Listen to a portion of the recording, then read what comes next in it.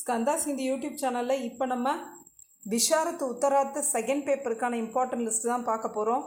இது திருச்சி சபாவுக்கு உரிய important list, அதாவது சென்னை சிட்டியை தவிர மற்ற எல்லா சிட்டிஸ்க்கும் இம்பார்ட்டண்ட். திவத்திய பத்திர செகண்ட் பேப்பர். இப்போ ஃபஸ்ட்டு நம்ம செகண்ட் பேப்பர்னால் அதில் என்னென்ன புக்கு இருக்குது, அந்த ஒவ்வொரு புக்கிலேருந்தும் என்னென்ன டாபிக்ஸ் இருக்குது, எத்தனை ரோமன் இருக்குது, இதெல்லாம் பற்றி பார்க்கலாம். திவத்திய பத்திர, துருவஸ்வாமினி, பிராச்சீன் பாரத் இதிகாஸ், சூரியோதய் அப்படிங்கிற 3 புக்ஸில் இருந்து தான் நமக்கு செகண்ட் பேப்பருக்கு வருது. இப்போ துருவஸ்வாமினி அப்படிங்கிற புக்கை எடுத்துக்கிட்டோம்னா அதில் சரித்திர சித்திரன், டிப்பணி அப்படின்னு 2 ரோமன் இருக்குது. அப்புறம் இஆர்சி இருக்கும்.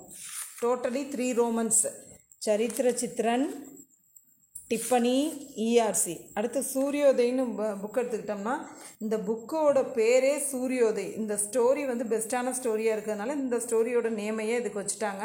சூரியோதய்ங்கிற புக்கில் நமக்கு 6 ஸ்டோரிஸ் கொடுத்துருக்காங்க. இப்போ உள்ளுக்குள்ளே அந்த ஒரு ஸ்டோரின்னு எடுத்துக்கிட்டால் அதில் என்ன இருக்கும் அப்படின்னு கேட்டால் இஆர்சி, எஸ்ஏ, டிப்பணி, இந்த மாதிரி 3 ரோமன்ஸ் இருக்கும் இந்த சூரியோதய் அப்படிங்கிற புக்கில். நெக்ஸ்ட்டு பிராச்சீன் பாரத்துக்கா இதிகாஸ், பழங்கால இந்தியாவின் வரலாறு அப்படிங்கிற டாபிக் போனோம்னா டீட்டெயில்ஸ் அண்ட் டிப்பனிஸ்.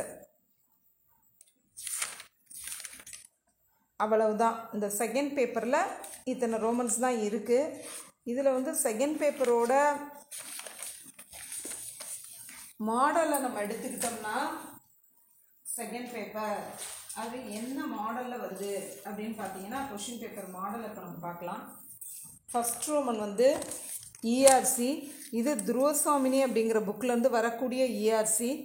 அது நமக்கு ஒரு 6 கொடுத்து 4 எழுத சொல்கிறாங்க. துருவஸ்வாமினி புக்கிலேருந்து வரக்கூடிய இஆர்சியை 6 கொடுத்து 4 எழுத சொல்கிறாங்க. அடுத்து செகண்ட் ரோமன் சூரியோதய் புக்கிலேருந்து வரக்கூடிய இஆர்சி. அதுவும் நமக்கு ஒரு 4 கொடுத்து 2 எழுத சொல்கிறாங்க.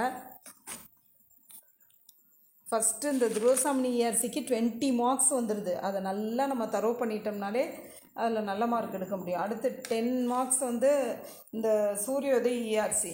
அடுத்து தேர்டு ரோமன் இந்த அதாவது துருவஸ்வாமினி புக்கிலேருந்து வரக்கூடிய எஸ்ஏ, 2 எஸ்ஏ கொடுத்து ஏதாச்சும் ஒன்று கேட்பாங்க. அடுத்து 4th ரோமன் துருவஸ்வாமினி புக்கிலேருந்து கேட்கக்கூடிய டிப்பனீஸ். 5th ரோமன் சூரியோதய் புக்கிலேருந்து வரக்கூடிய எஸ்ஏ, 2 கொடுத்து 1. 6th ரோமன் சூரியோதய் புக்கிலேருந்து வரக்கூடிய டிப்பனீஸ், 4 கொடுத்து 2.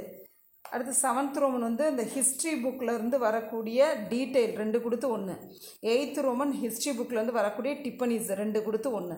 இந்த மாதிரி கேட்குறாங்க. ஸோ நம்ம இப்போ இந்த மாடலை வச்சு பார்க்கும்போது எல்லாமே எஸ்ஏஸ் அண்ட் டிப்பனீஸ் இந்த மாதிரி தான் செகண்ட் பேப்பர் ஃபுல்லாகவே இருக்குது.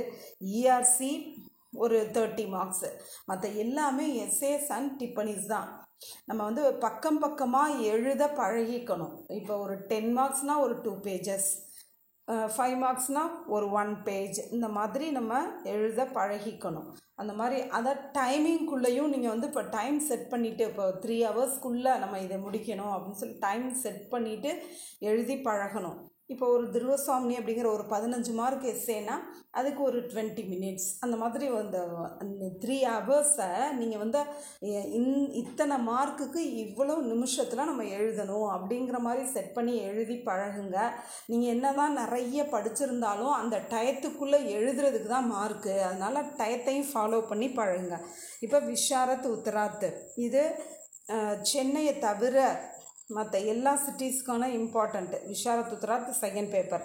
ஃபர்ஸ்ட் ரோமன் இஆர்சி ஃப்ரம் துருவஸ்வாமினி. இப்போ துருவஸ்வாமினிலேருந்து வரக்கூடிய இஆர்சி ஒரு நிறைய இருக்கும், ஒரு 32 இந்த மாதிரி நிறைய இருக்கும். அதில் நீங்கள் 1 to 17 நல்லா தரவு பண்ணுங்கள். ப்ளஸ் 19ஐயும் படிச்சுங்க. 19 ரிப்பீட்டட் கொஷினாக இருக்குது.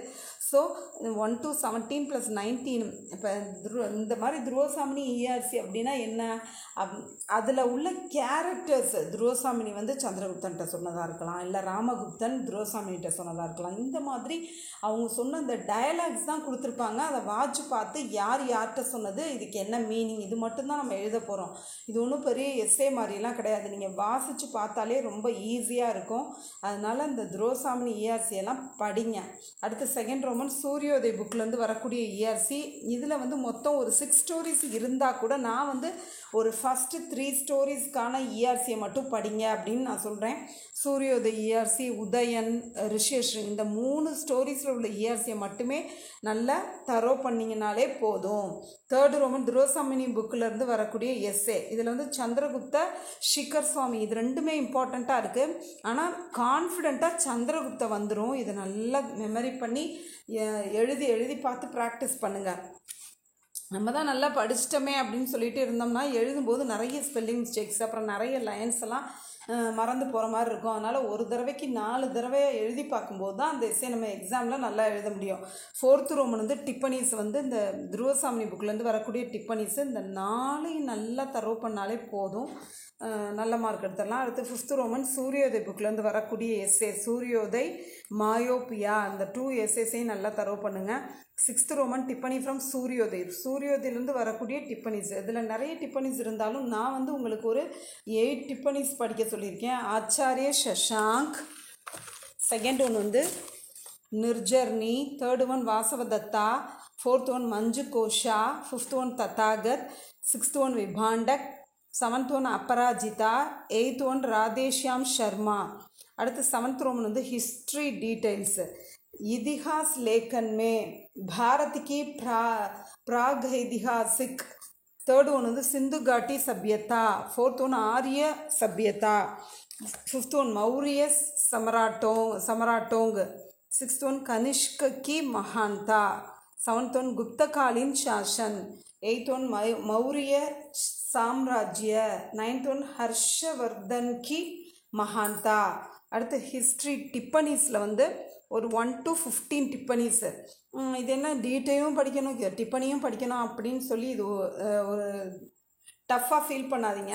இப்போ நீங்கள் வந்து இப்போ ஒரு லெசன் எடுத்துக்கிட்டால் அதில் ஒரு டிப்பனி, ஒரு டீட்டெயில் இருக்கும், 2 டிப்பனி இருக்கும். இது ரிலேட்டடான 2 டிப்பனிஸ் தான் இருக்கும்.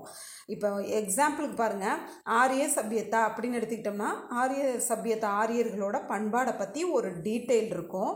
அது ரிலேட்டடான 2 டிப்பனிஸ் இருக்கும். ஸோ நான் இப்போ வந்து 15 டிப்பனிஸ்ன்னு சொல்லியிருக்கிறது என்னென்னா, ஃபஸ்ட் லெசனில் ஒரு 2, செகண்ட் லெசனில் ஒரு 2, தேர்ட் லெசனில் ஒரு 2, இந்த மாதிரி தான் நான் 15 சொல்லியிருக்கேன். ஸோ நீங்கள் வந்து அந்த நீங்கள் படிக்கிற டீட்டெயிலை வச்சு அந்த டிப்பனையும் எழுதி பழகிக்கங்க. இப்போ இந்த ஹிஸ்ட்ரி டீட்டெயிலாம் பார்த்தீங்கன்னா நான் நிறைய கொடுத்துருக்க மாதிரி இருக்கும். பட் நம்ம ஸ்கூலில் படிக்கக்கூடிய அந்த ஹிஸ்ட்ரி தான் இதுலேயும் வருது. குப்தகாலின் சாசன், குப்தர்களோட ஆட்சி காலம், சிந்து காட்டி சபியத்தா அப்படிங்கிற இண்டஸ் வேலிஸை பற்றி நீங்கள் படிச்சிருப்பீங்க. அதை தான் இதில் வந்து ஹிந்தியில் கொடுத்துருக்காங்க. ஸோ அந்த கான்செப்ட்லாம் பார்த்தீங்கன்னா நம்ம தெரிஞ்ச விஷயமாக தான் இருக்கும். அதை எப்படி ஹிந்தியில் எழுதுறது அது மட்டும் தான் நம்ம ப்ராக்டிஸ் பண்ண போகிறோம். ஸோ இந்த ஹிஸ்ட்ரி டீட்டெயில்ஸ் அண்ட் டிப்பனிஸ் ரொம்ப ஈஸியான ரோமன். எல்லாமே நான் சொல்லப்போனால் அந்த செகண்ட் பேப்பரில் எல்லாமே ஸ்டோரி மாதிரி தான் இருக்குது. அந்த ஸ்டோரியை தெரிஞ்சுக்கிட்டு நீங்களே ஓனாக எழுத கற்றுக்கிட்டிங்கனாலே ரொம்ப ஈஸியாக இதில் நல்ல மார்க் எடுத்துடலாம். இது வரைக்கும் ஸ்கந்தாஸ் ஹிந்தி யூடியூப் சேனலை சப்ஸ்கிரைப் பண்ணாதவங்க சப்ஸ்கிரைப் பண்ணுங்கள், லைக் பண்ணுங்கள், ஷேர் பண்ணுங்கள். தன்யவாத்.